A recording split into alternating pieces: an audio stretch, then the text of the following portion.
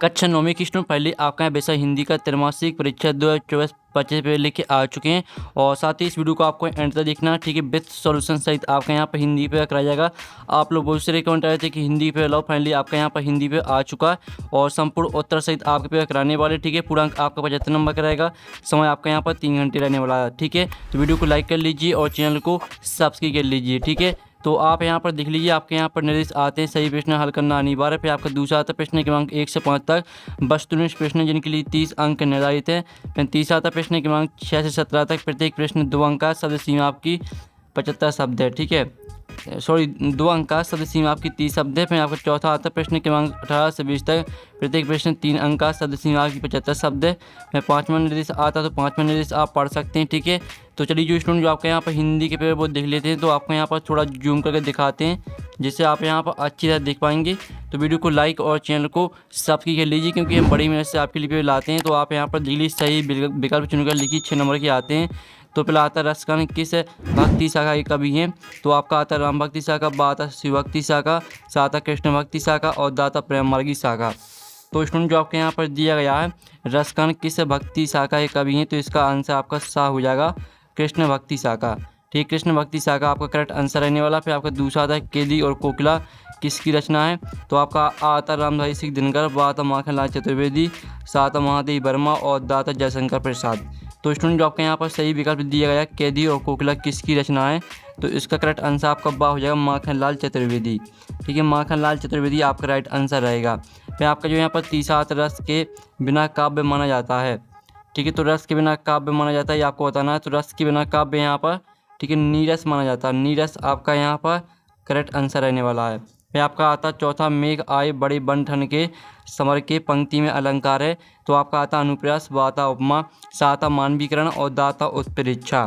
तो जो आपके यहाँ पर ये मेघ आए बड़ी बन ठन के समर की पंक्ति में अलंकार है, तो चौथे का आंसर आपका आ हो जाएगा अनुप्रास, ठीक है। अनुप्रास अलंकार रहने वाला है। फिर आपका 5वां आता कांजी हौस का चौकीदार लालटेन लेकर आता था, हाजिरी लेने, बाता खाना देने, साता मारने और दाता इनमें से कोई नहीं। तो जो आपके यहाँ पर ये खांजी हौस का चौकीदार लालटेन लेकर आता था, तो इसका जो आपके यहाँ पर करेक्ट आंसर रहेगा वो आपका आ हो जाएगा, हाजिरी लेने। फिर आपका आता 6वां किस समास में दोनों पद प्रदान होते हैं, तो आपका आता दिगु, बाता तत्पुरुष और साता द्वंद्व और दाता कर्मधारा है। तो यहाँ पर किस समास में दोनों पद प्रदान होते हैं, तो इसका करेक्ट आंसर आपका क्या रहेगा, 6 में करेगा आपका सा करेक्ट आंसर द्वंद्व, ठीक है, द्वंद्व समास हो जाएगा। और साथ ही वीडियो को साफ देखने के लिए वीडियो को फुल क्वालिटी में देखें तो आप वीडियो साफ देख पाएंगे, ठीक है। अब चलिए आपके जो यहाँ पर सही विकल्प 6 नंबर वो कंप्लीट हो जाते हैं, आपने अच्छे से याद कर लिए होंगे। अब आता है आपका प्रश्न 2, रिक्त स्थान की पूर्ति के 6 नंबर के आते हैं। तो पहला आता है एक भारतीय आत्मा को डॉट डॉट कहा जाता है, तो यहाँ पर इसका आंसर रहेगा माखनलाल चतुर्वेदी, पहले का आंसर आपका माखनलाल चतुर्वेदी हो जाएगा। फिर दूसरा था कैदी और कोयल दोनों ही डॉट डॉट देश की वासी हैं, तो इसका आंसर आपका गुलाम हो जाएगा, गुलाम देश की वासी हैं। फिर आपका तीसरा था बाणिक छंद में डॉट डॉट की गणना की जाती है, तो बाणिक छंद में, ठीक है, वर्णों की गणना की जाती है, तो वर्णों आपका राइट आंसर रहने वाला है। फिर जो आपका चौथा आता है करुण रस का स्थायी भाव, तो करुण रस का जो स्थायी भाव वो आपका यहाँ पर शोक होता है। फिर आपका 5वां आता है गधे का एक छोटा भाई भी है, उसका नाम डॉट डॉट है, तो यहाँ पर गधे का एक छोटा भाई भी, उसका नाम, ठीक है, बैल है, तो बैल आपका राइट आंसर रहने वाला है। फिर 6वां आता बे शब्दांश जो शब्द बनाते समय आरंभ में लगते हैं, डॉट डॉट कहलाते हैं, तो बे शब्दांश जो शब्द बनाते समय आरंभ में लगते हैं उपसर्ग कहलाते हैं, उपसर्ग आपका राइट आंसर रहेगा, ठीक है। तो इस तरह से आपके जो रिक्त स्थान वो कंप्लीट हो जाते हैं, आपने अच्छी तरह से याद कर लिए होंगे। अब चलिए आपके यहाँ पर नेक्स्ट क्वेश्चन देख लेते हैं। तो आपके यहाँ पर प्रश्न 3 आता है सही जोड़ी बनाइए, ठीक है, 6 नंबर की आती हैं। तो आपके यहाँ पर स्तंभ आ और बा में दी गई सही जोड़ी, ठीक है। पहले आती है आपकी दुर्लभ, तो दुर्लभ को आपको यहाँ पर किससे मैच करना है, ठीक है, दुर्लभ को आपको यहाँ पर मैच करना है कठिनता से प्राप्त, सॉरी जो आपके यहाँ पर दिए दुर्लभ, तो इसको आपको यहाँ पर आसानी से प्राप्त से मैच करना है, ये आपकी यहाँ पर हो जाएगी पहली। और जो आपकी दूसरी थी कबीरदास, कबीरदास आपकी साखियाँ एवं सवाद, ये आपकी दूसरी हो जाएगी। जो तीसरी थी सम्माननीय, तो इसको आपको आधार युग से मैच करना है, ये आपकी तीसरी हो जाएगी। और जो चौथी थी मृतिका, तो मृतिका को आपको मिट्टी से मैच करना है, ये आपकी यहाँ पर चौथी रहेगी। और 5वां था दो बैलों की कथा, तो इसको मुंशी प्रेमचंद से मैच करना है। और जो 6 में थी जहरीला, तो इसको सांप से मैच करना है, तो इस तरह से आपकी जो यहाँ पर सही जोड़ी है वो मैच हो जाती हैं। आप स्क्रीनशॉट ले सकते हैं। ठीक है, हमने आपकी जो 6 नंबर की सही जोड़ी है वो करा दी है, तो आपने अच्छे से याद कर ली होंगी। प्रश्न 4 आता है, एक शब्द वाक्य में उत्तरदायी 6 नंबर के आते हैं। तो पहला आता है छायावाद की 4 प्रमुख स्तंभ कवि कौन कौन से हैं। तो यहाँ पर छायावाद की 4 प्रमुख स्तंभ कवि हैं आपके जयशंकर प्रसाद, सूर्यकांत त्रिपाठी निराला, सुमंतनंदन पंत और महादेवी वर्मा। ठीक है, आप यहाँ पर देख लीजिए, इसका जो आंसर है वो हम आपको एक साथ दिखा देंगे। पहले आप यहाँ पर आंसर सुनते जाइए। दूसरा आता रसकान किसके अनन्य भक्त हैं। तो यहाँ पर रसकान श्री कृष्ण के अनन्य भक्त हैं। यहाँ आपका तीसरा आता प्रबंध काव्य के भेदों के नाम लिखिए। प्रबंध काव्य के आपको भेदों के नाम लिखना है। तो प्रबंध काव्य के 2 भेद होते हैं, महाकाव्य और खंड काव्य। ठीक है, चौथा आता है जिस काव्य का आनंद पढ़कर या सुनकर लिया जाता है उसे क्या कहते हैं। तो यहाँ पर जिस काव्य का आनंद पढ़कर या सुनकर लिया जाता है उसे रस कहते हैं। तो क्या की जगह पर आपको रस लिखना है। और पांचवा तो रचना के आधार वाक्य के कितने भेद होते हैं। तो यहाँ पर रचना के आधार वाक्य के 3 भेद होते हैं। फिर 6वां तो रीढ़ की हड्डी एकांकी किस समस्या पर आधारित है। तो यहाँ पर रीढ़ की हड्डी एकांकी दहेज समस्या पर आधारित है। तो किसकी जगह पर आपको लिखना दहेज समस्या।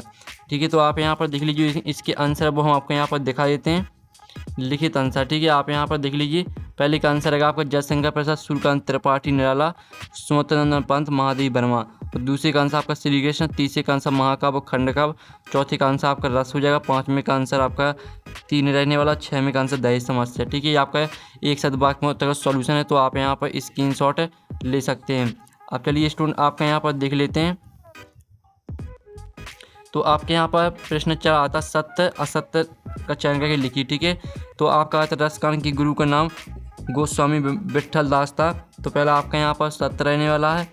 और जो आता मात्रिक छंद में मात्राओं की गणना की जाती है, तो स्टूडेंट आपका ए भी सत्य रहने वाला है। फिर तीसरा था रसयुक्त वाक्य ही काव्य यह कथन आचार्य विश्वनाथ का है। तो तीसरा भी आपका क्या रहेगा सत्य रहेगा। फिर जो चौथा आता झूरी बेलों को देख कर गदगद हो गया, तो ये भी सत्य रहने वाला है। फिर आपका जो 5वां था विचार विनिमय के माध्यम को भाषा कहते हैं, तो जो 5वां रहेगा, ठीक है स्टूडेंट, 5वां आपका यहाँ पर सत्य रहने वाला है।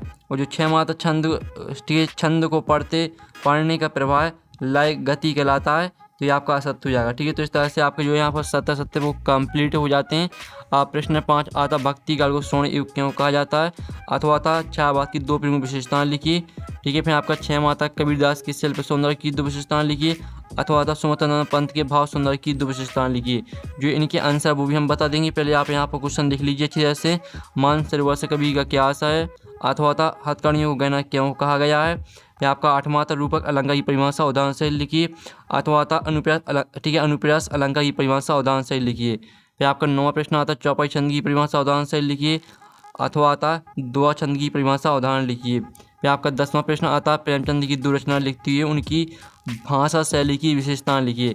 तो आपको प्रेमचंद की 2 रचना लिखने हैं और साथ ही उनकी भाषा शैली भी लिखनी है। फिर आपका इसका अथवा आता है महादेवी वर्मा की 2 रचना लिखते हुए उनकी भाषा शैली की विशेषताएं लिखिए। फिर छोटी बच्ची को बेलों के प्रति प्रेम क्यों उमड़ आया, अथवा था कांजी हाउस में कैद पशुओं की हाजिरी क्यों ली जाती थी। फिर आपका 12वां तो नाटक को एकांकी में आपको 2 अंतर लिखना है, अथवा था कहानी उपन्यास में 2 अंतर लिखिए। ठीक है, आपके 2-2 नंबर के प्रश्न हो रहे हैं। और साथ ही आपका प्रश्न 13 आता नेपाल शब्द क्या है लिखिए, अथवा था तत्सम शब्द क्या होते हैं उदाहरण सही लिखिए। फिर आपका 12वां था बाढ़ पीड़ित क्षेत्र में कौन कौन सी बीमारी फैलने का खतरा होता है, अथवा रीढ़ की हड्डी एकांकी का उद्देश्य लिखिए। फिर आपका 15वां तो मुहावरे एवं लोकोक्ति में अंतर लिखिए, अथवा संधि एवं समास में अंतर लिखिए।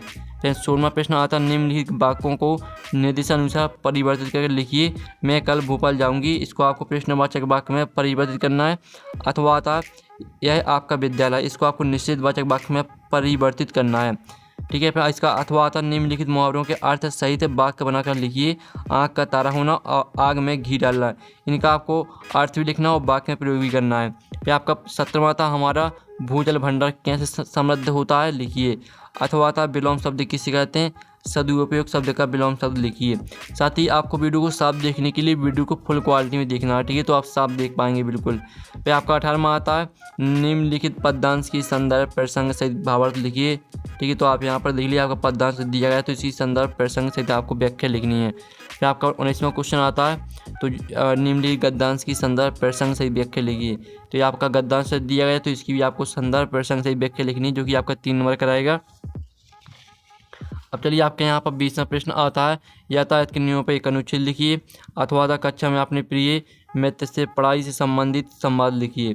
फिर आपका 21वां क्वेश्चन आता है, निम्नलिखित अपठित काव्यांश को पढ़कर पूछे गए प्रश्न को उत्तर लिखिए। तो ये आपका अपठित काव्यांश दिया गया है, इसको ध्यान से पढ़ना है आपको। इसके 3 प्रश्न आते हैं, इन तीनों प्रश्नों का उत्तर आपको इसी काव्यांश से मिल जाएंगे।